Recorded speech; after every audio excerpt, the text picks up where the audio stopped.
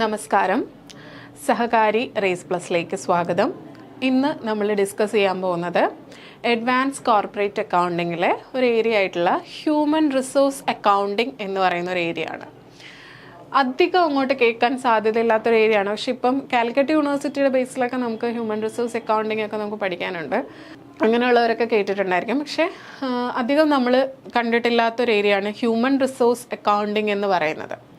നമുക്കതിൻ്റെ ഒരു കുറച്ച് ഏരിയ നമുക്ക് നോക്കാനുണ്ട്. നമ്മുടെ എക്സാം പോയിന്റ് ഓഫ് വ്യൂവിൽ നമുക്ക് ആവശ്യമായിട്ടുള്ള ഹ്യൂമൻ റിസോഴ്സ് അക്കൗണ്ടിങ്ങുമായിട്ട് ബന്ധപ്പെട്ട് നമുക്ക് എന്തൊക്കെയാണ് നോക്കാനുള്ളതെന്ന് നമുക്ക് നോക്കാം. ഹ്യൂമൻ റിസോഴ്സ് അക്കൗണ്ടിങ് എന്ന് പറഞ്ഞാൽ, ഹ്യൂമൻ റിസോഴ്സ് എന്ന് പറഞ്ഞാൽ നമുക്ക് എന്താണെന്ന് അറിയാമല്ലോ. ഒരു ഓർഗനൈസേഷനിൽ വർക്ക് ചെയ്യുന്ന എംപ്ലോയീസിനെയാണ് നമ്മൾ ഹ്യൂമൻ റിസോഴ്സ് എന്ന് പറയുന്നത്. നമുക്കറിയാം, ഒരു കമ്പനി അവിടെ ഏറ്റവും ഇന്നോവേറ്റബിൾ ആയിട്ടുള്ള ഒരു ഫാക്ടറാണ് എന്തെന്ന് പറയുന്നത് എംപ്ലോയീസ് എന്ന് പറയുന്നത്. എംപ്ലോയീസ് മര്യാദയ്ക്ക് വർക്ക് ചെയ്തിട്ടില്ല എന്നുണ്ടെങ്കിൽ ആ കമ്പനി ഒരിക്കലും പ്രോഫിറ്റബിൾ ആയിട്ട് പോകത്തില്ല, അല്ലേ? അപ്പോൾ ഒരു കമ്പനിയിലെ ഏറ്റവും പ്രധാനപ്പെട്ട ഒരു ആസ്പെക്റ്റാണ് അവിടുത്തെ എംപ്ലോയീസ് എന്ന് പറയുന്നത്. മിക്കപ്പോഴും ഇങ്ങനെയുള്ള എംപ്ലോയീസിൻ്റെ അവരുടെ ഡെഡിക്കേഷൻ ലെവൽ, അവരെ വാല്യൂ ചെയ്യുന്ന ഒരു കാര്യം മിക്ക കമ്പനീസിലും നമ്മൾ കാണുന്നത്. കാരണം അവർ എഫേർട്ട് ഇടുന്നതിനനുസരിച്ചാണ് നമുക്ക് റിട്ടേൺ കിട്ടുന്നത്. അപ്പോൾ ഓരോ എംപ്ലോയീസിനും ഓരോ ലെവൽ ഓഫ് എഫിഷ്യൻസി ആയിരിക്കും, ഓരോ ലെവൽ ഓഫ് ഡെഡിക്കേഷൻ ആയിരിക്കും, അല്ലേ? അപ്പം ഓരോ എംപ്ലോയീസും നമ്മൾ അപ്പോയിന്റ് ചെയ്യുന്ന ഓരോ എംപ്ലോയീസിൻ്റെയും റിട്ടേൺ എത്ര, അവർ നമുക്ക് എത്രത്തോളം ബെനിഫിഷ്യൽ ആവുന്നുണ്ട് എന്ന് നമുക്ക് അറിയണമെങ്കിൽ അവരെ നമ്മൾ അക്കൗണ്ടിങ് ചെയ്തേ മതിയാവത്തുള്ളൂ. മിക്കയിടത്തും ഫോളോ ചെയ്യാത്തൊരു കാര്യമാണ് ഹ്യൂമൻ റിസോഴ്സ് അക്കൗണ്ടിങ് എന്ന് പറയുന്നത്. പക്ഷേ അങ്ങനെയുള്ള കാര്യങ്ങൾ ചെയ്യുന്ന കമ്പനീസും ഉണ്ട്. അത് കാരണം നമുക്കറിയണമല്ലേ, നമ്മൾ അപ്പോയിന്റ് ചെയ്തേക്കുന്ന എംപ്ലോയീസ് എത്രത്തോളം നമുക്ക് ബെനിഫിഷ്യൽ ആണ്, എത്രത്തോളം അവരുടെ റിട്ടേൺ നമുക്ക് കിട്ടും. നമ്മൾ ഒരു ഇൻവെസ്റ്റ്മെന്റ് നടത്തുമ്പോൾ അതിന്റെ റിട്ടേൺ നമ്മൾ അറിയിക്കണ്ടേ? ഇൻവെസ്റ്റ്മെന്റ് എംപ്ലോയീസ് എന്ന് പറയുന്ന ഒരു ഇൻവെസ്റ്റ്മെന്റ് തന്നെയാണ്, അല്ലേ? നമ്മളെ അപ്പോയിന്റ് ചെയ്യുന്ന എംപ്ലോയീസ് അവർ വർക്ക് ചെയ്യുന്നതിനനുസരിച്ചല്ലേ നമുക്ക് റിട്ടേൺ കിട്ടുന്നത്. അപ്പോൾ എല്ലാം നമ്മൾ റിട്ടേൺ ഓൺ ഇൻവെസ്റ്റ്മെന്റ് എന്നൊക്കെ നമ്മൾ പറയാറുണ്ടല്ലോ. അതുപോലെ തന്നെ നമ്മൾ ഇൻവെസ്റ്റ് ചെയ്യുന്നതിനെല്ലാം നമ്മൾ റിട്ടേൺ പ്രതീക്ഷിക്കുന്നുണ്ട്. അപ്പം അങ്ങനെ നമ്മൾ ഹ്യൂമൻ റിസോഴ്സിനെ നമ്മൾ ക്വാണ്ടിഫൈ ചെയ്യുന്ന ഒരു പ്രോസസ്സിനെയാണ് എന്തെന്ന് പറയുന്നത് ഹ്യൂമൻ റിസോഴ്സ് അക്കൗണ്ടിങ് എന്ന് പറയുന്നത്. അപ്പോൾ നമുക്കത് എന്താണെന്നുള്ളത് കൃത്യമായിട്ട് നമുക്ക് ഓരോന്നും നോക്കിപ്പോകാം. അപ്പോൾ ഹ്യൂമൻ റിസോഴ്സ് അക്കൗണ്ടിങ് എന്ന് പറഞ്ഞാൽ, ഹ്യൂമൻ റിസോഴ്സ് അക്കൗണ്ടിങ്ങിനെ നമ്മൾ ഷോർട്ടായിട്ട് HRA എന്ന് പറയും. അപ്പോൾ human resource accounting is the process of identifying and measuring data about human resource. നമ്മുടെ കമ്പനിയിലുള്ള ഹ്യൂമൻ റിസോഴ്സിൻ്റെ ഡേറ്റ ഐഡൻറ്റിഫൈ ചെയ്ത് ഹ്യൂമൻ റിസോഴ്സുമായിട്ട് ബന്ധപ്പെട്ട് അവരുടെ എഫിഷ്യൻസിയും കാര്യങ്ങളും ഒക്കെ ഐഡൻറ്റിഫൈ ചെയ്ത് അതിനെ മെഷർ ചെയ്യുന്ന ഒരു പ്രോസസ്സിനെയാണ് എന്തെന്ന് പറയുന്നത് ഹ്യൂമൻ റിസോഴ്സ് അക്കൗണ്ടിങ് എന്ന് പറയുന്നത്. അതായത് ക്വാണ്ടിഫൈ ആയിട്ടുള്ള ഒരു കാര്യം നമ്മൾ ക്വാണ്ടിഫൈ ചെയ്ത് മാറ്റുന്നു. എംപ്ലോയീസിൻ്റെ എഫിഷ്യൻസി എന്നൊക്കെ പറയുന്നത് നമുക്ക് മെഷറബിൾ അല്ലാത്തൊരു കാര്യമാണ്. പക്ഷേ അതിനെ നമ്മൾ മെഷറബിൾ ആക്കിയിട്ട് ഡേറ്റയാക്കി മാറ്റുന്ന ആ ഒരു പ്രോസസ്സിനെയാണ് നമ്മൾ എന്തെന്ന് പറയുന്നത് ഹ്യൂമൻ റിസോഴ്സ് അക്കൗണ്ടിങ് എന്ന് പറയുന്നത്. ഇതെങ്ങനെയൊക്കെയാണ് നമുക്ക് മെഷർ ചെയ്യാൻ പറ്റുന്നത് എന്നുള്ളതാണ്. It involves measuring the cost incurred by organisations to recruit, select, hire, train and develop human asset, അല്ലേ? നമ്മുടെ സ്ഥാപനത്തിൽ ഒരു എംപ്ലോയിയെ അപ്പോയിൻറ്റ് ചെയ്തിട്ടുണ്ടെങ്കിൽ ആ അപ്പോയിൻമെൻറ്റ് നടത്തുന്നതിന് നമുക്ക് കുറച്ച് ചിലവാകും. കുറേ ആൾക്കാരെ അപ്പോയിൻമെൻറ്റ് നമ്മൾ വിളിക്കും, ഇൻ്റർവ്യൂ നടത്തിയിട്ട് അതിനകത്തുനിന്ന് കുറച്ച് പേരെ സെലക്ട് ചെയ്യും, അവർക്ക് ട്രെയിനിങ് കൊടുക്കും, അവരുടെ ഡെവലപ്മെൻറ്റിന് വേണ്ടിയുള്ള ആക്ടിവിറ്റീസ് എല്ലാം നമ്മൾ ചെയ്തു കൊടുക്കും. ഇതിനെല്ലാം നമുക്ക് കുറച്ച് ചിലവുകൾ വരുന്നുണ്ടല്ലേ? ഈ ചിലവുകളെല്ലാം മെഷർ ചെയ്തുകൊണ്ടാണ് കാൽക്കുലേറ്റ് ചെയ്തുകൊണ്ടാണ് ഇതിനെ നമ്മൾ ക്വാണ്ടിഫൈ ചെയ്ത് മെഷർ ചെയ്യുന്നത്. അപ്പം ഈ ഹ്യൂമൻ റിസോഴ്സ് അക്കൗണ്ടിങ്ങിൽ നമ്മൾ കോസ്റ്റ് എങ്ങനെയൊക്കെയാണ് മെഷർ ചെയ്യുന്നതെന്ന് ചോദിച്ചാൽ, നമ്മുടെ ഓർഗനൈസേഷനിൽ ഈ ഹ്യൂമൻ അസറ്റിനെ റിക്രൂട്ട് ചെയ്യാൻ, സെലക്ട് ചെയ്യാൻ, ട്രെയിൻ ചെയ്യാൻ, ഡെവലപ്പ് ചെയ്യാൻ വേണ്ടിയിട്ട് നമുക്ക് എന്തോരം കോസ്റ്റ് ആയി എന്ന് നോക്കിയിട്ടാണ് നമ്മളിതിനെ മെഷർ ചെയ്യുന്നത്. It involves measuring the economic value of people to the organisation. നമ്മുടെ ഓർഗനൈസേഷനിൽ ഈ എംപ്ലോയീസിനെ കൊണ്ട് നമുക്ക് എത്രത്തോളം എക്കണോമിക് വാല്യൂ ഡിറൈവ് ചെയ്യുന്നുണ്ട് എന്നും നമുക്ക് ഹ്യൂമൻ റിസോഴ്സ് അക്കൗണ്ടിങ് വഴി മനസ്സിലാക്കാൻ പറ്റും. അതായത് നമ്മൾ കോസ്റ്റ് മുടക്കി അവരെ റിക്രൂട്ട് ചെയ്ത് സെലക്ട് ചെയ്ത് ഹയർ ചെയ്ത് ട്രെയിൻ ചെയ്ത് ഡെവലപ്പ് ചെയ്തുകൊണ്ട് വന്നു.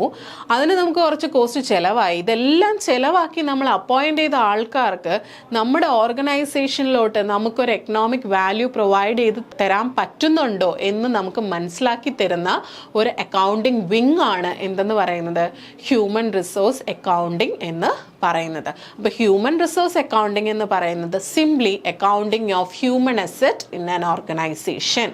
ഓക്കെ, അപ്പോൾ ഹ്യൂമൻ റിസോഴ്സ് അക്കൗണ്ടിങ് എന്താണെന്നുള്ളത് ഒരു ഏകദേശ ധാരണയായി കഴിഞ്ഞല്ലോ. ഇനി ഹ്യൂമൻ റിസോഴ്സ് അക്കൗണ്ടിങ്ങിൻ്റെ ഒബ്ജക്റ്റീവ്സ് എന്തൊക്കെയാണെന്നുള്ളതാണ്. എല്ലാ തരത്തിലുള്ള അക്കൗണ്ടിങ്ങിനും അതിൻ്റേതായിട്ടുള്ള ഒബ്ജക്റ്റീവ്സ് ഉണ്ട്. അപ്പോൾ ഹ്യൂമൻ റിസോഴ്സ് അക്കൗണ്ടിങ് HRAയുടെ ഒബ്ജക്റ്റീവ്സ് എന്തൊക്കെയാണെന്നുള്ളതാണ് നമുക്ക് നോക്കാനുള്ളത്. First one, to provide quantitative information for making managerial decisions about acquiring, allocating, developing and maintaining human resources in order to attain cost-effective organization objectives. എന്താ HRA ഫോളോ ചെയ്യുന്നത് കൊണ്ട് നമുക്ക് എന്ത് കിട്ടും? നമുക്ക് കുറേ മാനേജീരിയൽ ഡിസിഷൻസ് എടുക്കാൻ പറ്റും അല്ലേ?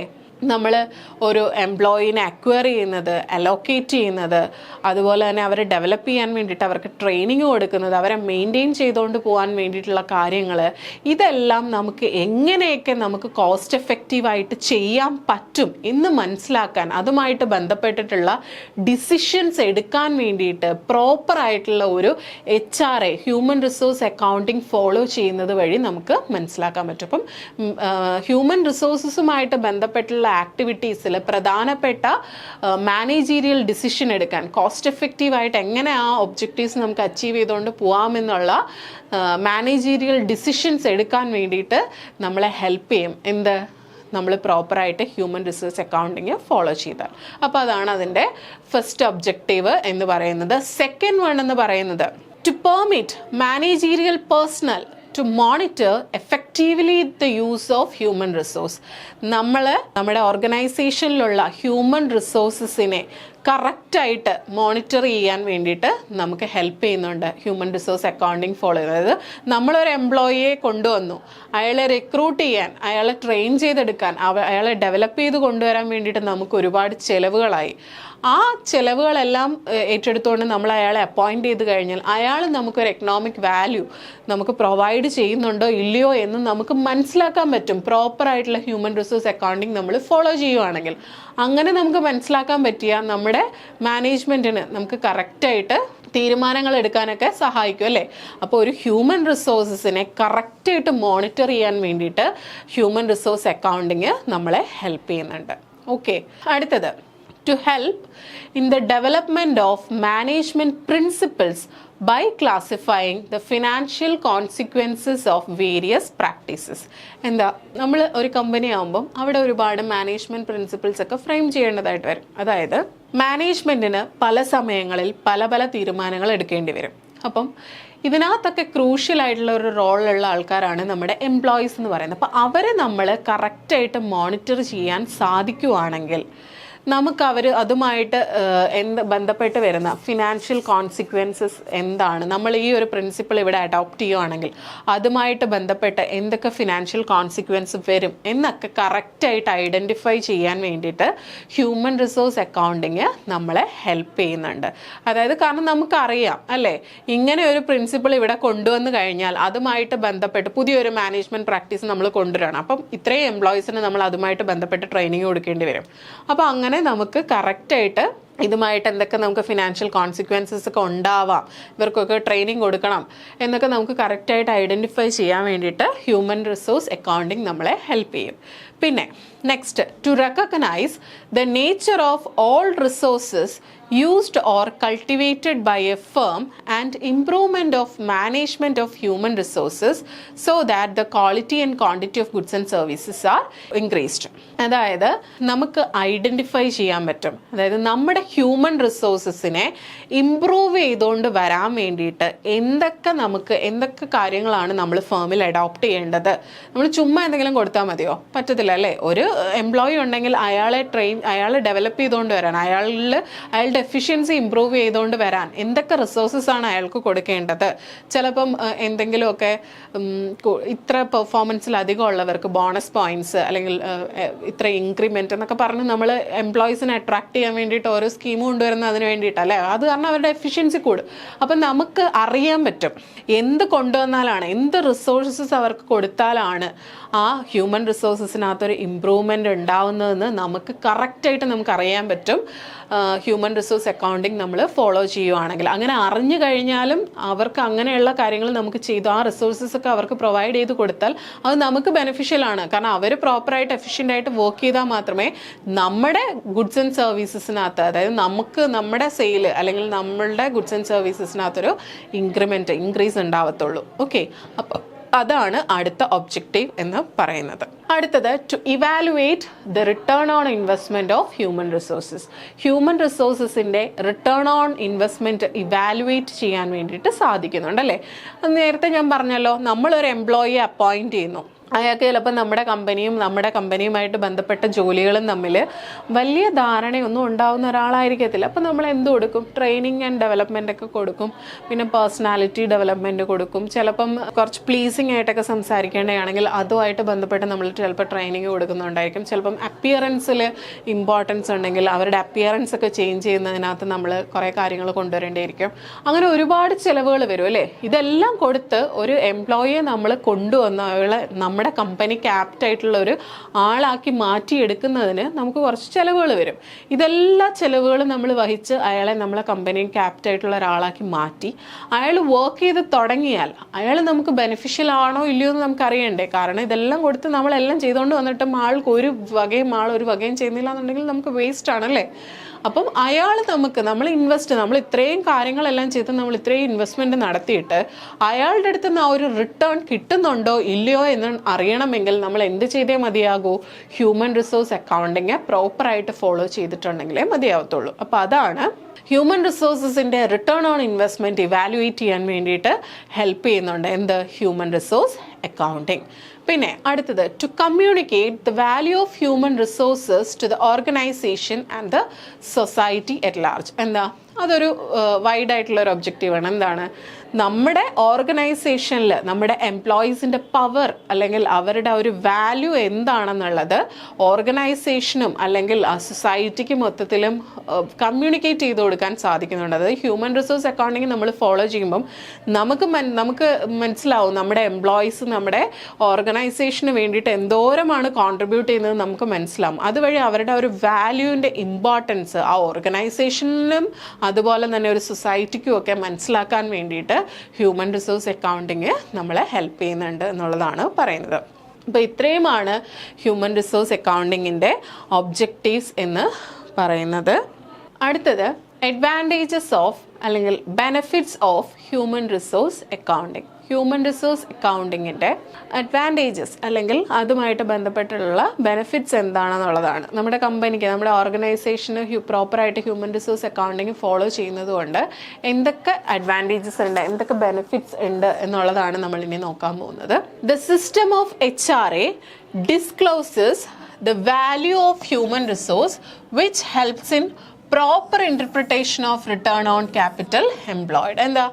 പ്രോപ്പറായിട്ട് നമ്മൾ HRA ഫോളോ ചെയ്യുവാണെങ്കിൽ നമുക്ക് അറിയാൻ പറ്റും എന്താ നമ്മുടെ ഓർഗനൈസേഷനിൽ നമ്മൾ അപ്പോയിൻറ്റ് ചെയ്ത് വെച്ചിരിക്കുന്ന എംപ്ലോയീസിൻ്റെ വാല്യൂ എത്രയാണ്, അതുപോലെ തന്നെ നമുക്ക് നമ്മൾ എംപ്ലോയ് ചെയ്തേക്കുന്ന ക്യാപിറ്റലിൻ്റെ റിട്ടേൺ എത്രയാണ്, അതായത് നമ്മുടെ എംപ്ലോയീസുമായിട്ട് റിലേറ്റ് ചെയ്ത ക്യാപിറ്റലിൻ്റെ റിട്ടേൺ എത്രയാണ്, നമ്മൾ അവരെ കൊണ്ടുവന്ന് നമ്മൾ ട്രെയിൻ ചെയ്ത് എല്ലാം നമ്മൾ ഇൻവെസ്റ്റ് ചെയ്ത് വെച്ചിട്ടുണ്ട്, അവർ തിരിച്ച് നമുക്ക് എത്രത്തോളം റിട്ടേൺ തരുന്നുണ്ടെന്നുള്ളത് നമുക്ക് കൃത്യമായിട്ട് അറിയാൻ വേണ്ടിയിട്ട് HRA നമ്മളെ സഹായിക്കുന്നുണ്ട് അല്ലേ. പ്രോപ്പറായിട്ട് നമ്മൾ ഹ്യൂമൻ റിസോഴ്സ് അക്കൗണ്ടിങ് ഫോളോ ചെയ്യുന്നത് വഴി നമുക്ക് അറിയാൻ പറ്റും നമ്മുടെ ഇവിടെയുള്ള ഹ്യൂമൻ റിസോഴ്സസിൻ്റെ വാല്യൂ, അതുപോലെ തന്നെ റിട്ടേൺ ഓൺ ക്യാപിറ്റൽ എത്രയാണെന്ന് നമുക്ക് ഐഡൻറ്റിഫൈ ചെയ്യാൻ സാധിക്കുന്നുണ്ട്. അപ്പോൾ അതാണ് ഫസ്റ്റ് അഡ്വാൻറ്റേജ് എന്ന് പറയുന്നത്. നെക്സ്റ്റ് വൺ എന്താണ്? Managerial decision making can be improved with the help of human resource accounting. Human resource accounting follow ചെയ്യുന്നത് കൊണ്ട് നമ്മൾ എടുക്കുന്ന മാനേജീരിയൽ ഡിസിഷൻ കുറച്ചും കൂടി നമുക്ക് ഇംപ്രൂവ് ചെയ്യാൻ പറ്റുന്നുണ്ട്. എന്ന് പറഞ്ഞാൽ നമ്മളൊരു ഡിസിഷൻ എടുക്കുമ്പോൾ നമ്മൾ എല്ലാ ആസ്പെക്റ്റും നോക്കിയിട്ടായിരിക്കും എടുക്കുന്നത് അല്ലേ? എല്ലാ ആസ്പെക്റ്റും നോക്കിയിട്ടായിരിക്കും നമ്മൾ എടുക്കുന്നത്. നമ്മുടെ അല്ലാത്ത അക്കൗണ്ടിങ്, സോഷ്യൽ എൻവയോൺമെൻറ്റ്, ഇതെല്ലാം നോക്കിയിട്ടായിരിക്കും നമ്മളൊരു ഡിസിഷൻ എടുക്കുന്നത്. അതിൻ്റെ കൂട്ടത്തിൽ നമ്മൾ ഹ്യൂമൻ റിസോഴ്സ് അക്കൗണ്ടിങ്ങും കൂടി ഫോളോ ചെയ്യുന്നുണ്ടെങ്കിൽ അതും നമ്മളെ മാനേജീരിയൽ ഡിസിഷൻസ് എടുക്കുമ്പോൾ കുറച്ചും കൂടി എഫക്റ്റീവ് ആയിട്ടുള്ള ഡിസിഷൻസ് എടുക്കാൻ വേണ്ടിയിട്ട് നമ്മളെ ഹെൽപ്പ് ചെയ്യുന്നുണ്ട്. അപ്പോൾ അതാണ് അടുത്തൊരു ബെനിഫിറ്റ് എന്ന് പറയുന്നത്. Next one, the implementation of human resource accounting clearly identifies human resource as valuable asset, which helps in preventing misuse of human resource by superiors as well as the management. എന്താ human resource accounting implement ചെയ്യുന്നത് വഴി നമുക്ക് നമ്മുടെ human resources ഒരു valuable asset ആണെന്ന് നമുക്ക് മനസ്സിലാക്കാൻ പറ്റും. കാരണം ഓരോ എംപ്ലോയീസും എത്രത്തോളമാണ് നമ്മുടെ ബിസിനസ്സിലോട്ട് കോൺട്രിബ്യൂട്ട് ചെയ്യുന്നതെന്ന് നമുക്ക് ക്ലിയർ ആയിട്ട് മനസ്സിലാക്കാൻ പറ്റും. അത് നമ്മളെ എന്തിന് ഹെൽപ്പ് ചെയ്യും? ചില ഓർഗനൈസേഷൻസിലൊക്കെ സുപ്പീരിയേഴ്സ് ആയിട്ടുള്ളവർ ഈ താഴേക്കുള്ള ലോവർ ലെവൽ എംപ്ലോയീസിനെയൊക്കെ ഒരുപാട് മിസ്യൂസ് ചെയ്യും. അവരോടുള്ള മറ്റ് പേഴ്സണൽ ആയിട്ടുള്ള അവരുടെ ജോലികളൊക്കെ അങ്ങോട്ട് കൊടുക്കും, അവരെ കൊണ്ട് ചെയ്യിക്കും, എന്നിട്ട് ഇവരിങ്ങനെ ചുമ്മാതിരിക്കും. ഇതൊക്കെ ഇങ്ങനെയുള്ള കാര്യങ്ങളൊക്കെ ഉണ്ടാവാറുണ്ട്. അപ്പം എന്നിട്ട് ഇവർ ചുമ്മാതിരുന്ന് ഇങ്ങനെ ശമ്പളം വാങ്ങിക്കും, അവർ എല്ലാവരും ഇങ്ങനെ ഭയങ്കര അടിമപ്പണി പോലെ എല്ലാം ചെയ്തുകൊണ്ടിരിക്കും. പക്ഷേ ഹ്യൂമൻ റിസോഴ്സ് അക്കൗണ്ടിങ് ഫോളോ ചെയ്യുമ്പോൾ നമുക്ക് അറിയാൻ പറ്റും. കാരണം എല്ലാവരെയും നമുക്ക് മോണിറ്റർ ചെയ്യുവാണല്ലോ, ഓരോരുത്തരും എന്തൊക്കെ ജോലിയാണ് ചെയ്യുന്നത് നമുക്ക് കൃത്യമായിട്ട് അറിയണമല്ലോ.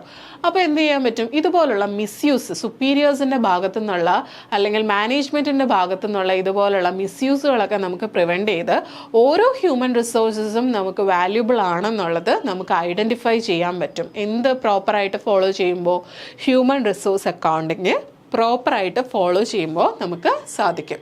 Next one, it helps in efficient utilisation of resources. നമ്മുടെ ഹ്യൂമൻ റിസോഴ്സസിൻ്റെ എഫിഷ്യൻറ്റ് യൂട്ടിലൈസേഷന് വേണ്ടിയിട്ട് ഹെൽപ്പ് ചെയ്യുന്നുണ്ട്. കാരണം എല്ലാം നമ്മൾ കറക്റ്റായിട്ട് മോണിറ്റർ ചെയ്യുന്നുണ്ട്. ഹ്യൂമൻ റിസോഴ്സ് അക്കൗണ്ടിങ് ഫോളോ ചെയ്യുന്ന വഴി എന്തൊക്കെ കാര്യങ്ങളാണ്, എന്തൊക്കെ റിസോഴ്സസ് ആണ് അവർക്ക് കൊടുക്കുമ്പോൾ എന്തൊക്കെ ഇമ്പ്രൂവ്മെൻ്റ് ഉണ്ടാവും, എന്തൊക്കെ റിസോഴ്സസ് ആണ് ആവശ്യമില്ലാത്തത്, എന്തൊക്കെ കോസ്റ്റൊക്കെ വരുന്നുണ്ട്, എന്തൊക്കെ കോസ്റ്റ് നമുക്ക് അവോയ്ഡ് ചെയ്യാൻ പറ്റും എന്നുള്ളതെല്ലാം നമുക്ക് അറിയാൻ പറ്റും. അപ്പം ഹ്യൂമൻ റിസോഴ്സസ് നല്ല രീതിയിൽ യൂട്ടിലൈസ് ചെയ്യാൻ വേണ്ടിയിട്ട് ഹ്യൂമൻ റിസോഴ്സ് അക്കൗണ്ടിങ് നമ്മളെ സഹായിക്കുന്നുണ്ട്. അതാണ് അടുത്ത അഡ്വാൻറ്റേജ് എന്ന് പറയുന്നത്. Next one, this system can increase productivity because the human talent, devotion and skills are considered as valuable asset which can boost the morale of employees. അല്ലേ? ഈ ഹ്യൂമൻ റിസോഴ്സ് അക്കൗണ്ടിങ് ഫോളോ ചെയ്യുന്നത് വഴി productivity കൂട്ടാൻ പറ്റും. എങ്ങനെയാണ് productivity improve ആവുന്നത്? ഒരു human റിസോഴ്സിന് ആവശ്യമായിട്ടുള്ള ഹ്യൂമൻ ടാലൻറ്റ് ഉണ്ടാവും, സ്കില്ലുണ്ടാവും, അവരുടെ ഡെഡിക്കേഷൻ, ഡിവോഷൻ, ഇതിനെല്ലാം നമ്മൾ ഹ്യൂമൻ റിസോഴ്സ് അക്കൗണ്ടിങ് എന്ന് പറയുന്ന ഒരു ഏരിയയിലേക്ക് വരുമ്പം ഓരോ എംപ്ലോയിയുടെയും ടാലൻറ്റ്, അവരുടെ സ്കില്ല്, അവരുടെ ഡെഡിക്കേഷൻ ലെവൽ എന്ന് പറയുന്നത് ഓരോ വാല്യുബിൾ ആയിട്ടുള്ള അസറ്റായിട്ടാണ് നമ്മൾ കൺസിഡർ ചെയ്യുന്നത്. അപ്പം അങ്ങനെ കൺസിഡർ ചെയ്യുന്ന സമയത്ത് ചിലപ്പം ക്വാളിഫിക്കേഷൻ ആയിരിക്കും, ചിലപ്പോൾ ടാലൻ്റ് ആയിരിക്കും, അവരുടെ സ്കില്ലായിരിക്കും, ഇതിനെയൊക്കെ നമ്മൾ വാല്യുബിൾ ആയിട്ടുള്ള ഒരു കാര്യമായിട്ട് കാണുമ്പോഴത്തേക്കും എംപ്ലോയീസിന് തന്നെ അവർക്കൊരു സെൽഫ് എസ്റ്റീം ഉണ്ടായിരിക്കും അല്ലേ? അവർ നമ്മൾ അത്രയും വാല്യുബിൾ ആയിട്ടാണ് കാണുന്നത്. അതുവഴി നമുക്ക് എന്താ എംപ്ലോയീസിൻ്റെ മൊറയിൽ കുറച്ചും കൂടി ബൂസ്റ്റ് ചെയ്യാം. അവർക്ക് തന്നെ തോന്നും നമ്മൾ അവർക്ക് കുറച്ച് വാല്യുബിൾ ആയിട്ടുള്ള കാര്യമാണ്, നമുക്ക് അത്രത്തോളം അവർ ഇമ്പോർട്ടൻസ് തരുന്നുണ്ടെന്ന് എംപ്ലോയീസിന് തോന്നുമ്പോൾ സെൽഫായിട്ട് അവരുടെ ഒരു മൊറയിൽ ഇമ്പ്രൂവ് ചെയ്യുകയും അതുവഴി നമ്മുടെ പ്രൊഡക്ടിവിറ്റി, അവരുടെ മൊറയിൽ ഇമ്പ്രൂവ് ആകുമ്പോൾ അവർ നമുക്ക് വേണ്ടി അത്രയധികം ഡെഡിക്കേറ്റഡ് ആയിട്ട് നമുക്ക് വേണ്ടി വർക്ക് ചെയ്യും, എഫിഷ്യൻ്റ് ആയിട്ട് വർക്ക് ചെയ്യും. അതുവഴി എന്ത് ചെയ്യും? നമ്മുടെ പ്രൊഡക്ടിവിറ്റി ഇമ്പ്രൂവ് ചെയ്യാനും ഹെൽപ്പ് ചെയ്യുന്നുണ്ട്. അപ്പോൾ ഇത്രയുമാണ് ബെനിഫിറ്റ്സ് ഓഫ് ഹ്യൂമൻ റിസോഴ്സ് എന്ന് പറയുന്നത്. എന്തൊക്കെയാണ് ബെനിഫിറ്റ്സ് ഓഫ് ഹ്യൂമൻ റിസോഴ്സ് എന്ന് പറയുന്നത്? ഹ്യൂമൻ റിസോഴ്സസ് എപ്പോഴും നമുക്ക് റിട്ടേൺ ഓഫ് ക്യാപിറ്റൽ നമുക്ക് ഇൻ്റർപ്രറ്റ് ചെയ്യാൻ സാധിക്കുന്നു. ഹ്യൂമൻ റിസോഴ്സസിൻ്റെ വാല്യൂവിനെ നമുക്ക് ഡിസ്ക്ലോസ് ചെയ്യാൻ സാധിക്കുന്നു. ഹ്യൂമൻ റിസോഴ്സ് അക്കൗണ്ടിങ് ഉള്ളത് വഴി നമുക്ക് കുറച്ചും കൂടി ഇംപ്രൂവ്ഡ് ആയിട്ടുള്ള മാനേജീരിയൽ ഡിസിഷൻസ് എടുക്കാൻ സാധിക്കുന്നുണ്ട്. അതുപോലെ തന്നെ ഹ്യൂമൻ റിസോഴ്സസിനെ ഒരു വാല്യുബിൾ അസറ്റായിട്ട് കൺസിഡർ ചെയ്യുന്നത് വഴി മാനേജ്മെൻറ്റിൻ്റെ ഭാഗത്തു നിന്നുള്ളതും സുപ്പീരിയേഴ്സിൻ്റെ ഭാഗത്തു നിന്നുള്ളതായിട്ടുള്ള മിസ്യൂസ് ഒക്കെ മിസ്റ്റേക്സുകളൊക്കെ നമ്മൾ അവോയ്ഡ് ചെയ്യാൻ പറ്റുന്നുണ്ട്.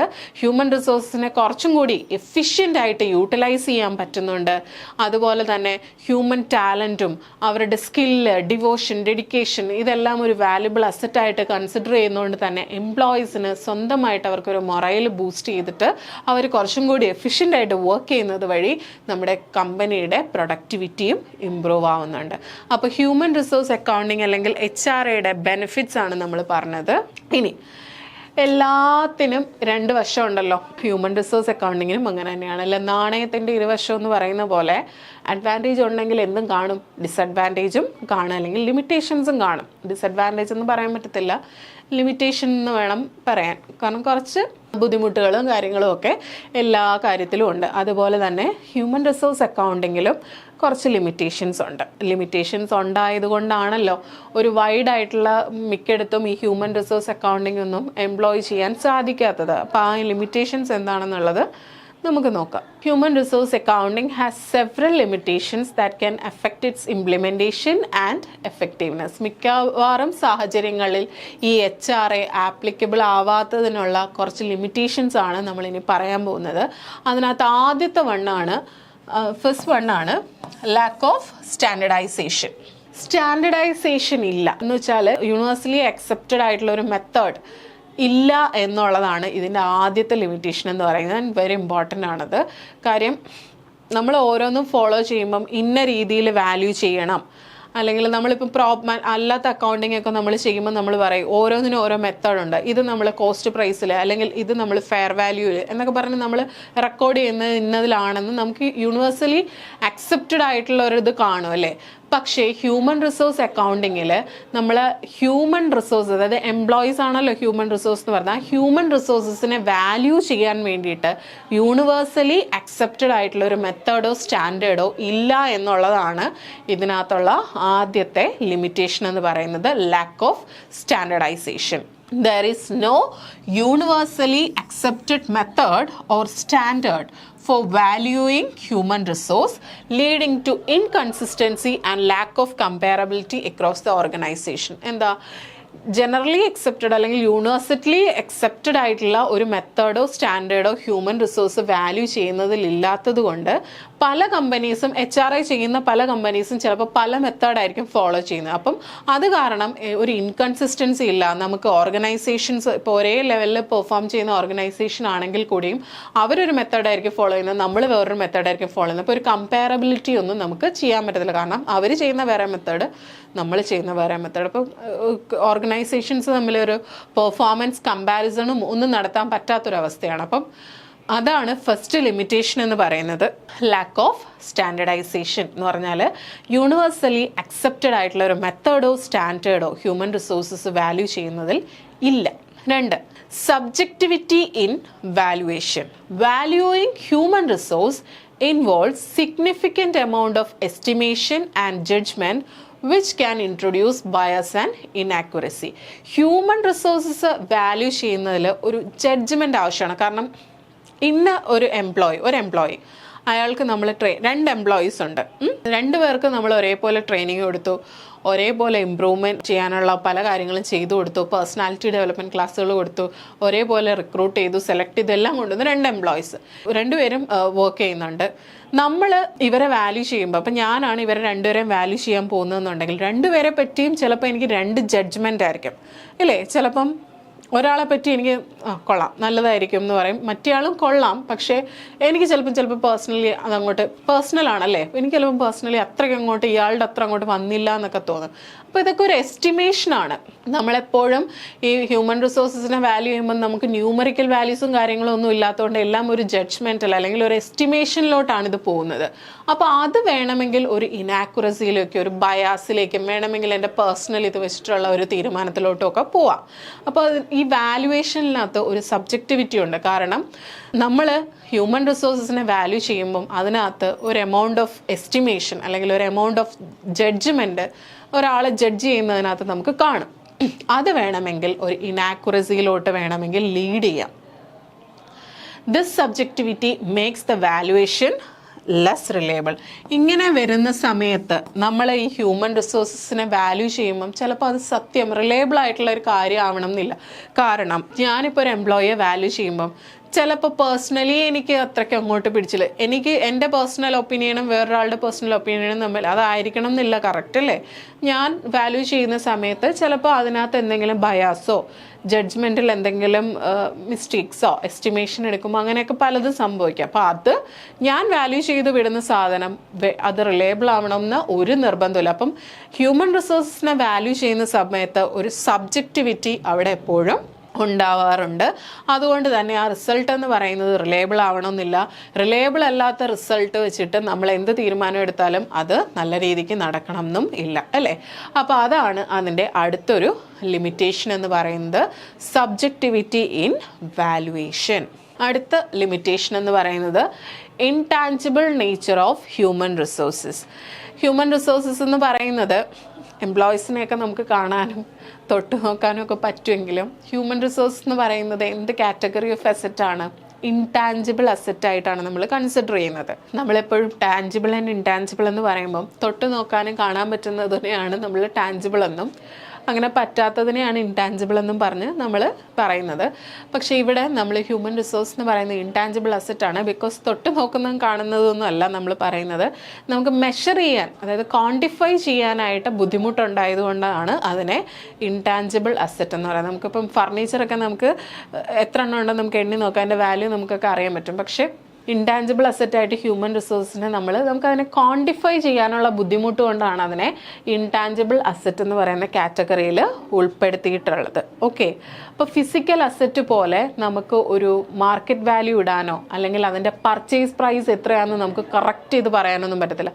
നമ്മളിപ്പം അല്ലാതെയുള്ള അസറ്റുകൾ വാങ്ങിക്കുന്ന സമയത്ത്, ഇപ്പോൾ ടാഞ്ചിബിൾ അസറ്റൊക്കെ വാങ്ങിക്കുന്ന സമയത്ത്, ഫർണിച്ചറൊക്കെ വാങ്ങിക്കുന്ന സമയത്ത് നമ്മൾ ഇത്ര രൂപയ്ക്കാണ് വാങ്ങിച്ചത്, അല്ലെങ്കിൽ നിലവിൽ ഇത്ര രൂപയാണ് അതിൻ്റെ മാർക്കറ്റ് വാല്യൂ എന്നൊക്കെ നമുക്ക് പറയാൻ പറ്റും, അല്ലേ?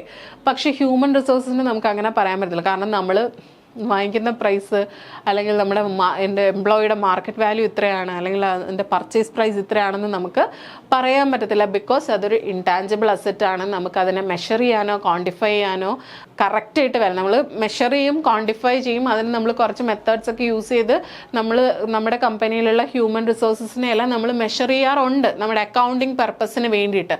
പക്ഷേ എന്നാലും അത് പ്രോപ്പർലി ആക്യുറേറ്റ് ആയിട്ട് നമുക്ക് പറയാൻ പറ്റത്തില്ല. അത് ഒരു ഡിഫിക്കൽറ്റി തന്നെയാണ്. അപ്പോൾ അതാണ് അതിൻ്റെ അടുത്തൊരു ലിമിറ്റേഷൻ എന്ന് പറയുന്നത്, intangible nature of human resources. Human resources are intangible asset, making it difficult to measure and quantify their value accurately. Unlike physical asset, human resources do not have a clear purchase price or market value. Okay, അപ്പോൾ അതാണ് അടുത്തൊരു limitation. അപ്പോൾ നമ്മളിപ്പോൾ 3 പറഞ്ഞു. അടുത്ത 4ാമത്തെ limitation എന്ന് പറയുന്നത് cost കൺസിഡറേഷനാണ്. Cost കൂടുതലാണ്. നമ്മൾ HRA എന്ന് പറയുന്ന ഒരു അക്കൗണ്ടിങ് വിങ് നമ്മൾ എസ്റ്റാബ്ലിഷ് ചെയ്യുമ്പം അതുമായിട്ട് റിലേറ്റ് ചെയ്തിട്ടുള്ള കോസ്റ്റും വരും. അതുപോലെ തന്നെ ടൈമും, ഓരോ എംപ്ലോയീസിൻ്റെയും റിട്ടേൺ ഓൺ ഇൻവെസ്റ്റ്മെൻറ്റ്, അവരുടെ ഭാഗത്തു നിന്ന് വരുന്ന റിട്ടേൺ ഒക്കെ കണ്ടുപിടിക്കുക എന്ന് പറയുന്നത് ടൈം കൺസ്യൂമിങ് ആയിട്ടുള്ള പ്രോസസ്സാണ്. അപ്പോൾ കോസ്റ്റ് കൺസിഡറേഷനാണ് അതിൻ്റെ അടുത്ത ലിമിറ്റേഷൻ എന്ന് പറയുന്നത്. Implementing HRA can be costly and time consuming. എന്താ കോസ്റ്റ്ലി ആണ്? അതായത് ഒരു 100 എംപ്ലോയീസ് ഉണ്ടെങ്കിൽ 100 എംപ്ലോയീസിൻ്റെയും എഫിഷ്യൻസി ലെവൽ 100 ലെവലിലായിരിക്കും. അപ്പോൾ ഓരോരുത്തരെയും കൊണ്ടുവരിക എന്ന് പറയുന്നതും കോസ്റ്റ്ലി ആണ്, ടൈം കൺസ്യൂമിങ്ങുമാണ്. അപ്പം അതാണ് അടുത്ത ലിമിറ്റേഷൻ എന്ന് പറയുന്നത്. Process of collecting, analysing and reporting data on human resources requires significant resources which may not be justified by the benefits. എന്താ, ഓരോ ഹ്യൂമൻ റിസോഴ്സസിനെയും പറ്റിയിട്ടുള്ള ഡേറ്റാസ് കളക്ട് ചെയ്യുക, അതിനെ അനലൈസ് ചെയ്തെടുക്കുക, റിപ്പോർട്ട് ചെയ്യുക എന്നൊക്കെ പറയുന്നത് എന്താ, കൂടുതൽ റിസോഴ്സസിനെ ആവശ്യമുണ്ട്. അതായത് ഇപ്പോൾ ഓരോ എംപ്ലോയീസിനെയും നമ്മൾ അവരെ പറ്റി പഠിച്ച് അവരെ അനലൈസ് ചെയ്ത് അവരുമായിട്ടുള്ള ബന്ധപ്പെട്ട റിപ്പോർട്ട് പ്രിപ്പയർ ചെയ്തെടുക്കുക എന്ന് പറയുന്നത് നമുക്ക് ഒരുപാട് റിസോഴ്സസ് നമുക്ക് ആവശ്യമായിട്ട് വരും. അങ്ങനെ ചെയ്യണമെങ്കിൽ അത് ചിലപ്പോൾ നമുക്ക് ബെനഫിഷ്യൽ ആവണമെന്നും ഇല്ല, അല്ലേ? ഓരോരുത്തരെയും ഓരോ ഇതും പഠിച്ച് വരാൻ നമുക്ക് ബെനഫിഷ്യൽ ആവണമെന്നുമില്ല. അപ്പോൾ അതാണ് പറയുന്നത്, കോസ്റ്റ് കൺസിഡർ ചെയ്ത് നോക്കുവാണെങ്കിൽ it's highly costly and time consuming. ഇനി lack of recognition in financial statements. Despite the importance of human resources, traditional accounting practices do not typically recognize human resources as asset on the balance sheet. എന്താ നമ്മൾ ഇത്രയൊക്കെ ചെയ്താലും നമ്മുടെ traditional accounting പ്രാക്ടീസസിൽ balance ഷീറ്റിൽ അസറ്റിൻ്റെ സ്ഥാനത്ത് human resources എന്ന് പറയുന്ന ഒരു കാര്യം നമ്മൾ ടിപ്പിക്കലി റെക്കഗ്നൈസ് ചെയ്യാറില്ല. അത്രയും ഇമ്പോർട്ടൻസ് നമ്മൾ കൊടുക്കാറില്ല. നമ്മളെല്ലാം അക്കൗണ്ടിങ് ഒക്കെ ചെയ്തിട്ടുള്ളതാണല്ലോ. നമ്മൾ ബാലൻസ് ഷീറ്റ് വരയ്ക്കുന്ന സമയത്ത് ഹ്യൂമൻ റിസോഴ്സസ് അസറ്റ് എന്നും പറഞ്ഞിട്ട് നമ്മൾ എവിടെയും കണ്ടിട്ടില്ല അല്ലേ. നമ്മൾ ഇത്രയൊക്കെ ചെയ്താലും നമ്മുടെ അക്കൗണ്ടിങ് പ്രാക്ടീസസിലേക്ക് വരുമ്പം ഹ്യൂമൻ റിസോഴ്സസ് എന്ന് പറയുന്ന അസറ്റ് ആ ബാലൻസ് ഷീറ്റിൽ ഹ്യൂമൻ റിസോഴ്സ് അസറ്റ് എന്ന് പറഞ്ഞ് നമ്മൾ ടിപ്പിക്കലി അങ്ങനെ ഒരെണ്ണം റെക്കഗ്നൈസ് ചെയ്ത് കാണിക്കാറില്ല. This lack of recognition can limit the perceived value and importance of HRA. ആ ഒരൊറ്റ കാരണം കൊണ്ടാണ് ഈ HRA എന്ന് പറയുന്നതിൻ്റെ ഇമ്പോർട്ടൻസ്, ഹ്യൂമൻ റിസോഴ്സ് അക്കൗണ്ടിങ് എന്ന് പറയുന്നതിൻ്റെ ഇമ്പോർട്ടൻസ് ലിമിറ്റ് ചെയ്തിട്ടുള്ളത്. കാരണം മിക്കവാറും ഉള്ള ബാലൻസ് ഷീറ്റിലൊന്നും എന്ത് കാണില്ല, ഹ്യൂമൻ റിസോഴ്സ് അസറ്റ് എന്നും പറഞ്ഞ് കാണില്ല ഇല്ലേ. അതിൻ്റെ റെക്കഗ്നിഷൻ എന്ന് പറയുന്നത് വളരെ കുറവാണ്. അപ്പോൾ അതുകൊണ്ടാണ് ഹ്യൂമൻ റിസോഴ്സ് അക്കൗണ്ടിങ് എന്ന് പറയുന്നതിൻ്റെ ഇമ്പോർട്ടൻസും കുറഞ്ഞ് വരുന്നത്. അടുത്തത് dynamic nature of human resources. എന്താ ഡൈനാമിക് നേച്ചർ? കോൺസ്റ്റൻ്റ്ലി ചേഞ്ച് ചെയ്തുകൊണ്ടിരിക്കുന്ന നേച്ചർ അല്ലേ. ഓരോ പേഴ്സൺസും അങ്ങനെയല്ലേ. ഞാൻ ഇന്നിരിക്കുന്ന പോലെ ആയിരിക്കും നാളെ ഇരിക്കുന്നത്. ചിലപ്പോൾ എൻ്റെ സ്വഭാവമൊക്കെ മാറും അല്ലേ, അങ്ങോട്ടും ഇങ്ങോട്ടൊക്കെ മാറും. ഇന്ന് ചിലപ്പോൾ എനിക്ക് മൂഡ് സ്വിങ്സ് ഉണ്ടാവും. ഇന്ന് ഒരു മാസം ചിലപ്പോൾ ഞാൻ നന്നായിട്ട് വർക്ക് ചെയ്യും, കുറച്ച് കഴിയുമ്പോഴത്തേക്കും പിന്നെ പോവും. ചിലപ്പം എനിക്ക് നല്ല ട്രെയിനിങ് കിട്ടിയാൽ ഞാൻ അത് കണക്ക് വർക്ക് ചെയ്യും. ട്രെയിനിങ് കിട്ടിക്കഴിഞ്ഞാലും ചിലപ്പോൾ ഞാൻ അങ്ങനെയൊന്നും ചെയ്യത്തില്ല. അങ്ങനെ ഹ്യൂമൻ നേച്ചർ എന്ന് പറയുന്നത് ഒരിക്കലും കോൺസ്റ്റൻ്റ് അല്ല അല്ലേ. അത് വർക്കിൻ്റെ കാര്യത്തിലായാലും പേഴ്സണൽ കാര്യത്തിലായാലും അങ്ങനെ തന്നെയാണ്. അപ്പം അതും ഒരു ലിമിറ്റേഷനാണ് നമ്മൾ ഹ്യൂമൻ റിസോഴ്സസിൻ്റെ ഡൈനാമിക് നേച്ചർ എന്ന് പറയുന്നത്. Okay, human resources are dynamic and constantly changing due to factors such as training, development and turnover. ഹ്യൂമൻ റിസോഴ്സസിൻ്റെ നേച്ചർ എന്ന് പറയുന്നത് ഡൈനാമിക് ആണ്, കോൺസ്റ്റൻ്റ്ലി ചേഞ്ചിങ് ആണ്. കാരണം ട്രെയിനിങ്, അവർക്ക് കിട്ടുന്ന ട്രെയിനിങ്, അവരുടെ പേഴ്സണൽ ഡെവലപ്മെൻറ്റ്, അങ്ങനെയുള്ള കാര്യങ്ങൾ, ടേൺ ഓവർ, ഇതുമൊക്കെ റിലേറ്റ് ചെയ്തിട്ട് ഇങ്ങനെയുള്ള ഫാക്ടേഴ്സ് കൊണ്ട് ഹ്യൂമൻ റിസോഴ്സസ് എപ്പോഴും കോൺസ്റ്റൻ്റ്ലി ചേഞ്ചിങ് ആയിരിക്കും, അല്ലെങ്കിൽ ഡൈനാമിക് ആയിരിക്കും. അപ്പോൾ കറക്റ്റായിട്ട് ഹ്യൂമൻ റിസോഴ്സസിൻ്റെ വാല്യൂ എത്രയാണെന്ന് നമുക്ക് അറിയണമെങ്കിൽ കണ്ടിന്യൂസ്ലി നമ്മൾ അവരെ അപ്ഡേറ്റ് ചെയ്തുകൊണ്ടിരിക്കണം. എങ്ങനെയാണ് അവർ മാറ്റം ഉണ്ടോ, ഓരോ ടൈമിലും അവരുടെ ചേഞ്ചിനനുസരിച്ച് നമ്മൾ അപ്ഡേറ്റ് ചെയ്തുകൊണ്ടേയിരിക്കണം. അത് പോസിബിൾ ആയിട്ടുള്ള കാര്യം അല്ല, അത്രയ്ക്ക് പോസിബിൾ ആയിട്ടുള്ള കാര്യമല്ല. കാരണം ഒരാൾക്ക് വരുന്ന ചേഞ്ചിനനുസരിച്ച് നമ്മളും അതിനനുസരിച്ച് അപ്ഡേറ്റ് ചെയ്തുകൊണ്ടിരിക്കുക എന്ന് പറയുന്നത്, ചിലപ്പം കഴിഞ്ഞ മാസം അത്രയ്ക്ക് പെർഫോമൻസ് ഇല്ലാത്ത ഒരാളായിരിക്കും, ചിലപ്പോൾ ട്രെയിനിങ്ങും ഡെവലപ്മെൻറ്റും ഒക്കെ കിട്ടിക്കഴിഞ്ഞപ്പോൾ നല്ല പെർഫോമൻസ് ലെവലിലേക്ക് പോകും. അപ്പം നമ്മളും അതിനനുസരിച്ച് അയാളെ മോണിറ്റർ ചെയ്ത് അപ്ഡേറ്റ് ചെയ്തുകൊണ്ടിരുന്നാൽ മാത്രമേ നമുക്ക് അയാളുടെ പെർഫോമൻസ് ലെവൽ കറക്റ്റായിട്ട് ഐഡൻറ്റിഫൈ ചെയ്യാൻ പറ്റത്തുള്ളൂ അല്ലേ. അപ്പോൾ അത് അത്രത്തോളം പോസിബിൾ ആയിട്ടുള്ളത്, കുറച്ച് ചലഞ്ചിങ് ആയിട്ടുള്ള ഒരു കാര്യം ആയതുകൊണ്ട് അതും ഒരു ലിമിറ്റേഷനായിട്ട് പറയുന്നുണ്ട്. അപ്പോൾ capturing the true value of human resources requires continuous updating and adjustment which can be challenging. അത് കുറച്ച് ബുദ്ധിമുട്ടുള്ള കാര്യമാണ്. കോൺസ്റ്റൻ്റ്ലി കണ്ടിന്യൂസ്ലി ഒരാളെ അപ്ഡേറ്റ് ചെയ്യുക, അല്ലെങ്കിൽ അവരുടെ അഡ്ജസ്റ്റ്മെൻറ്റ്സിനനുസരിച്ച് നമ്മൾ അപ്ഡേറ്റ് ചെയ്തുകൊണ്ടിരിക്കുക എന്നുള്ളത് കുറച്ച് ചലഞ്ചിങ് ആയിട്ടുള്ള കാര്യം ആയതുകൊണ്ട് അടുത്ത ഒരു ലിമിറ്റേഷനായിട്ട് നമുക്ക് പറയാം dynamic nature of human resources.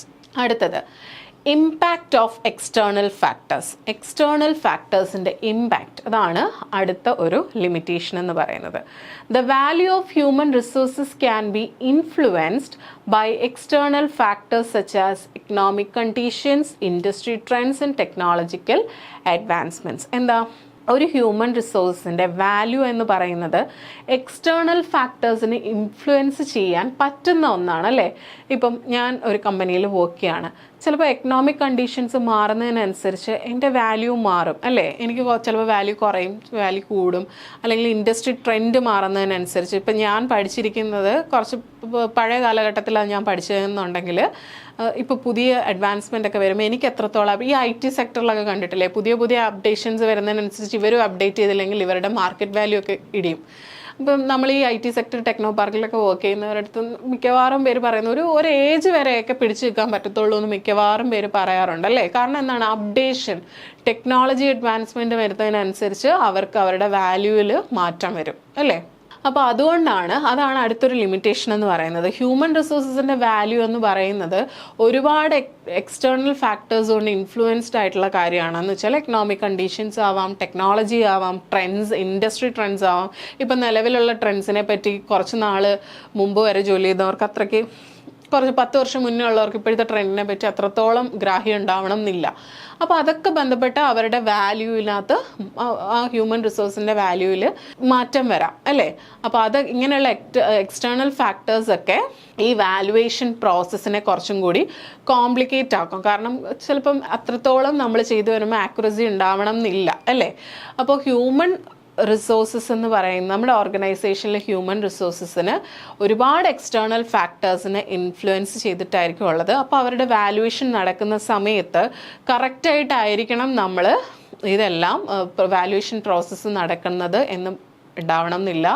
May be inaccurate ആയിട്ടായിരിക്കും നമ്മൾ വാല്യൂ ചെയ്യുന്നത്. അപ്പോൾ അതാണ് അടുത്തൊരു ലിമിറ്റേഷൻ എന്ന് പറയുന്നത്. The value of human resources can be influenced by external factors such as economic conditions, industry trends and technological advancements, etc. These external factors can complicate the valuation process and reduce the accuracy. എന്താ ഇങ്ങനെയുള്ള external factors നമ്മുടെ valuation പ്രോസസ്സിനെ complicate ചെയ്യാനും അതുപോലെ തന്നെ accuracy, നമ്മൾ ചെയ്യുന്ന അക്കൗണ്ടിങ്ങിൻ്റെ accuracy കുറയ്ക്കാനും ഉള്ള സാധ്യത ഉണ്ട്. അടുത്തൊരു ലിമിറ്റേഷനാണ് പൊട്ടൻഷ്യൽ ഫോർ മിസ്യൂസ്. എന്താ മിസ്യൂസ് ചെയ്യാനുള്ള സാധ്യത. നേരത്തെ നമ്മൾ ബെനിഫിറ്റ്സ് പഠിച്ച സമയത്തൊരു മിസ്യൂസിനെ പറ്റി പറഞ്ഞു, മിസ്യൂസ് അവോയ്ഡ് ചെയ്യാൻ പറ്റും. എന്താ സുപ്പീരിയേഴ്സിൻ്റെ ഭാഗത്തു നിന്നുള്ള, മാനേജ്മെൻറ്റിൻ്റെ ഭാഗത്തു നിന്നുള്ള മിസ്യൂസൊക്കെ നമുക്ക് അവോയ്ഡ് ചെയ്യാൻ പറ്റുമെന്ന് പറഞ്ഞു. ഇവിടെ പറയുന്നതെന്ന് വെച്ചാൽ, if not implemented carefully, HRA data can be misused for purpose such as justifying layoff or cost-cutting measures rather than focusing on the development and well-being of employees. എന്താ കറക്റ്റായിട്ടല്ല നമ്മൾ ഈ സിസ്റ്റം ഫോളോ ചെയ്യുന്നത്, ഈ HRA ഫോളോ ചെയ്യുന്നതെന്നുണ്ടെങ്കിൽ ഇതിന് use ചെയ്തിട്ടുള്ള data നമുക്ക് പല ജസ്റ്റിഫിക്കേഷൻസിന് വേണ്ടിയിട്ട് യൂസ് ചെയ്യാം. അതായത് കോസ്റ്റ് കട്ട് ചെയ്യാൻ വേണ്ടിയിട്ട്, അല്ലെങ്കിൽ ലേ ഓഫ് ചെയ്യാൻ വേണ്ടിയിട്ട്, അങ്ങനെയുള്ള പ്രോസസ്സിനൊക്കെ ഈ ഒരു ഡേറ്റ എടുത്തിട്ട് നമുക്ക് ജസ്റ്റിഫിക്കേഷൻ ഇതുകൊണ്ടൊക്കെയാണ് ഇങ്ങനെയൊക്കെ സംഭവിച്ചത് എന്ന് വേണമെങ്കിൽ നമുക്ക് വാദിക്കാൻ പറ്റും.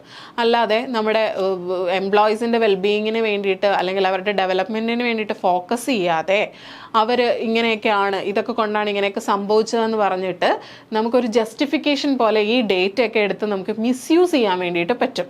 ഓക്കെ, അപ്പോൾ അതാണ് ഒരു ലിമിറ്റേഷൻ, പൊട്ടൻഷ്യൽ ഫോർ മിസ്യൂസ് എന്ന് പറയുന്നത്. അടുത്തത് resistance from employees in management. എംപ്ലോയീസിൻ്റെ ഭാഗത്തു നിന്നും മാനേജ്മെൻറ്റിൻ്റെ ഭാഗത്തു നിന്നും ഒരു റെസിസ്റ്റൻസ്, അവർക്ക് ഒരു വിരോധമല്ല, മീൻസ് എന്താ, അവരിതുമായിട്ട് കോപ്പറേറ്റ് ചെയ്യാതിരിക്കുക എന്നുള്ളത്. അതെന്തുകൊണ്ടാണെന്ന് വെച്ചാൽ ചിലപ്പോൾ എന്തെങ്കിലും പ്രൈവസി ഇഷ്യൂസ് ആയിരിക്കും. ചിലപ്പോൾ എല്ലാ എംപ്ലോയീസും, ഇപ്പം ഞാൻ വർക്ക് ചെയ്യുന്ന ഒരു കമ്പനിയിൽ ചിലപ്പോൾ എന്നെക്കാളും നന്നായിട്ട് പെർഫോം ചെയ്യുന്ന എംപ്ലോയീസ് ഉണ്ടെങ്കിൽ അപ്പോൾ എനിക്കതൊരു ഇൻസെക്യൂരിറ്റി ഫീൽ ആണല്ലേ. എന്നെക്കാളും അവർ നന്നായിട്ട് പെർഫോം ചെയ്യുവാണെങ്കിൽ അവർക്ക് കൂടുതൽ ഇമ്പോർട്ടൻസ് കിട്ടും. അങ്ങനെയൊക്കെ വന്നിട്ട് എംപ്ലോയീസിൻ്റെ ഇടയിൽ തന്നെ ഒരു ഇൻസെക്യൂരിറ്റി ഫീൽസ് ഒക്കെ ഉണ്ടാകുന്നതുകൊണ്ട് അവരതിനെ റെസിസ്റ്റ് ചെയ്യും. മാനേജ്മെൻറ്റ് ചിലപ്പോൾ റെസിസ്റ്റ് ചെയ്യും. അപ്പോൾ അതുകൊണ്ട് അതും ഒരു ലിമിറ്റേഷനാണ്. എന്താണ് resistance from employees in management. Employees in management may resist HRA initiatives due to concerns about privacy, use of performance data and the implications of being quantified and valued. നമ്മൾ ചെയ്യുന്ന പെർഫോമൻസിനെ quantify ചെയ്യുക അല്ലെങ്കിൽ വാല്യൂ ചെയ്യുക, നമ്മുടെ privacy, നമ്മുടെ performance data മറ്റു പല കാര്യങ്ങൾക്ക് യൂസ് ചെയ്യും. ഇങ്ങനെയുള്ള കാര്യങ്ങൾ കൊണ്ട് ചിലപ്പോൾ ഈ HRA ഇനിഷ്യേറ്റീവ് എടുക്കുന്നതിൽ നിന്നും എംപ്ലോയീസും മാനേജ്മെൻറ്റും ഒക്കെ റെസിസ്റ്റ് ചെയ്യും, അവരിതിന് സഹകരിക്കാതിരിക്കും. അതാണ് അടുത്ത ഒരു ലിമിറ്റേഷൻ. അടുത്തത് കോംപ്ലക്സിറ്റി ഇൻ ഇംപ്ലിമെൻറ്റേഷൻ ചെയ്യുന്നതിനകത്തുള്ള തടസ്സങ്ങൾ അല്ലെങ്കിൽ അതിൻ്റെ complexity. Developing and maintaining an HRA system can be complex, requiring specialized knowledge and expertise in both human resources and accounting. അല്ലേ, ഈ ഹ്യൂമൻ റിസോഴ്സ് അക്കൗണ്ടിങ് പ്രോപ്പറായിട്ട് ഫോളോ ചെയ്ത് പോകണമെങ്കിൽ അതിനകത്ത് അത്രത്തോളം നോളജ് വേണം. അതായത് ഹ്യൂമൻ റിസോഴ്സസിനെ പറ്റി അറിയാവുന്ന ആളും ആയിരിക്കണം, അക്കൗണ്ടിങ്ങിനെ പറ്റി അറിയാവുന്ന ആളും ആയിരിക്കണം. ഇത് രണ്ടും കൂടി ചേർന്നാണല്ലോ ഹ്യൂമൻ റിസോഴ്സ് അക്കൗണ്ടിങ്. അപ്പോൾ അത്രത്തോളം നോളജും അത്രത്തോളം സ്പെഷ്യലൈസേഷനും ഈ രണ്ട് ഏരിയയിലുള്ള ഒരു നോളജ് ഉള്ളവർക്ക് മാത്രമേ ഇതങ്ങോട്ട് ഡെവലപ്പ് ചെയ്ത് മെയിൻറ്റെയിൻ ചെയ്തുകൊണ്ട് പോകാൻ സാധിക്കത്തുള്ളൂ. അതുകൊണ്ട് തന്നെ അതാണ് മിക്ക ഓർഗനൈസേഷനിലും ഇത് എസ്റ്റാബ്ലിഷ് ചെയ്യുന്നതിലും ഇത് മെയിൻറ്റെയിൻ ചെയ്തുകൊണ്ട് പോകുന്നതിലും ഒരു കോംപ്ലക്സിറ്റി അല്ലെങ്കിൽ ഒരു ബാരിയർ പോലെ ഇങ്ങനെ നിൽക്കുന്നത്. കാരണം അത്രത്തോളം നോളജ്, രണ്ട് ഏരിയയിലും നോളജുള്ള ആൾക്കാരെയും റിസോഴ്സസും ഒക്കെ നമുക്ക് ആവശ്യമാണ്. അപ്പം ഇത് ഇംപ്ലിമെൻറ്റ് ചെയ്യുന്നതിന് ആ ഒരു കാര്യത്തിൽ ഒരു കോംപ്ലക്സിറ്റി ഉണ്ട്. Developing and maintaining an HRA system can be complex, requiring specialised knowledge and expertise in both human resources and accounting. This complexity can be A barrier for every organisation. എന്താ, ഈ ഒരു complexity മിക്കവാറും ഉള്ള എല്ലാ ഓർഗനൈസേഷനിലും ഒരു limitation തന്നെ ആണ്. Okay, അപ്പോൾ ഇത്രയുമാണ് ലിമിറ്റേഷൻ എന്ന് പറയുന്നത്. Thank you.